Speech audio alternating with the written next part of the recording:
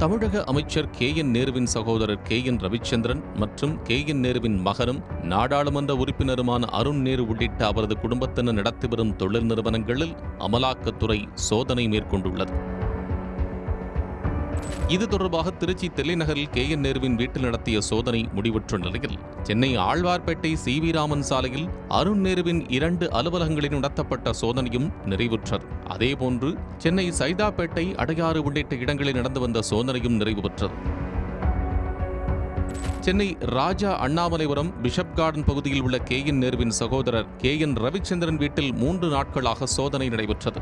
ஆரேபுரத்தின் மற்றொரு பகுதியில் உள்ள TVH கட்டுமான நிறுவனத்தின் தலைமை அலுவலகம் உட்பட அதே முகவரியில் செயல்பட்டு வரும் பல்வேறு நிறுவனங்களின் அலுவலகங்களிலும் சோதனை நடைபெற்றது. KN ரவிச்சந்திரன் வீட்டில் கைப்பற்றப்பட்ட ஆவணங்கள் மற்றும் அவரது அலுவலகத்தில் கைப்பற்றப்பட்ட ஆவணங்களின் அடிப்படையில் அவரிடம் அவரது வீட்டில் வைத்து அமலாக்கத்துறையினர் விசாரணை நடத்தினர். இந்த நிலையில் வீட்டிலிருந்து KN ரவிச்சந்திரனை காரில் ஏற்றி அமலாக்கத்துறை அதிகாரிகள் விசாரணைக்காக அழைத்துச் சென்றனர். நுங்கம்பாக்கத்தில் உள்ள அமலாக்கத்துறை அலுவலகத்திற்கு அழைத்து வந்த அதிகாரிகள் KN ரவிச்சந்திரனிடம் தீவிர விசாரணை நடத்தினர். இந்தியன் ஓவர்சீஸ் வங்கி மோசடி தொடர்பான CBI வழக்கை அடிப்படையாக வைத்துதான் அமலாக்கத்துறை விசாரணையை தொடங்கியுள்ளதாக தெரிகிறது. சுமார் 22 கோடி ரூபாய் மோசடி செய்த விவகாரத்தில் சட்டவிரோதமாக பணப்பரிமாற்றம் நடந்திருப்பதாக சோதனை மேற்கொள்ளப்பட்டு வருகிறது.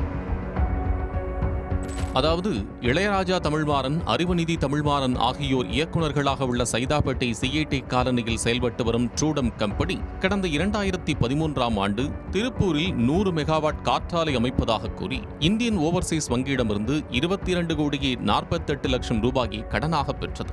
இந்த கடனுக்காக KN நேருவின் சகோதரரான ரவிச்சந்திரன் மற்றும் அவரது நிறுவனமான TVH கட்டுமான நிறுவனம் உத்தரவாத கையெழுத்து போடப்பட்டுள்ளதாக சொல்லப்படுகிறது.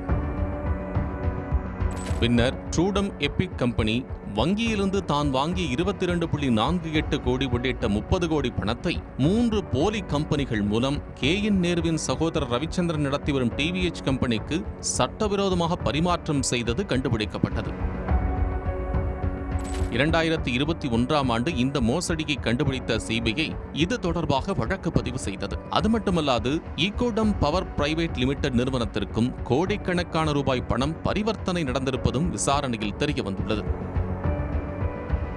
இந்த நிலையில் ஏப்ரல் 7ஆம் தேதி முதல் நடந்து வரும் சோதனையில் இந்த சோதனைகளுக்கு மையமாக அமைந்த ட்ரூடம் நிறுவனத்தில் 5 கிரவுண்ட் மதிப்புடைய சொத்து ஆவணங்கள் மற்றும் CBI வழக்கு தொடர்புடைய ஆவணங்கள் பறிமுதல் செய்யப்பட்டுள்ளதாக அமலாக்கத்துறை அதிகாரிகள் தெரிவித்துள்ளனர்.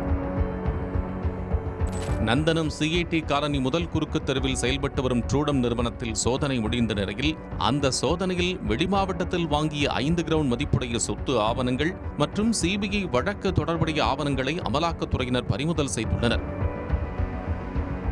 22 கோடியே 48 லட்சம் ரூபாய் மதிப்பிலான சட்டவிரோத பணப்பரிமாற்ற மோசடி தொடர்பான பல்வேறு ஆவணங்கள் கைப்பற்றப்பட்டுள்ளதாகவும் தகவல் தெரிவிக்கப்படுகிறது. அமலாக்கத்துறை அலுவலகத்தில் விசாரணைக்கு அழைத்துச் செல்லப்பட்ட KN ரவிச்சந்திரனிடம் அதிகாரிகள் விசாரணை செய்து வாக்குமூலத்தை வீடியோவாக பதிவு செய்துள்ளனர். ட்ரூடம் கம்பெனிக்கும் உங்களுக்கும் என்ன தொடர்பு? ட்ரூடம் கம்பெனிக்கு எதற்காக நீங்களும் உங்கள் நிறுவனமும் உத்தரவாத கையெழுத்திட்டீர்கள்? 3 போலி கம்பெனிகள் யார் பெயரில் துவங்கப்பட்டது? எதற்காக ட்ரூடம் கம்பெனி வாங்கிய 22.48 கோடி பணம் உள்ளிட்ட 30 கோடி சட்டவிரோதமாக உங்களது நிறுவனமான TVH நிறுவனத்திற்கு மாற்றப்பட்டது போன்ற பல்வேறு கேள்விகள் கேட்கப்பட்டு வாக்குமூலங்கள் பெறப்பட்டுள்ளதாகவும் தகவல்கள் வெளியாகியுள்ளன.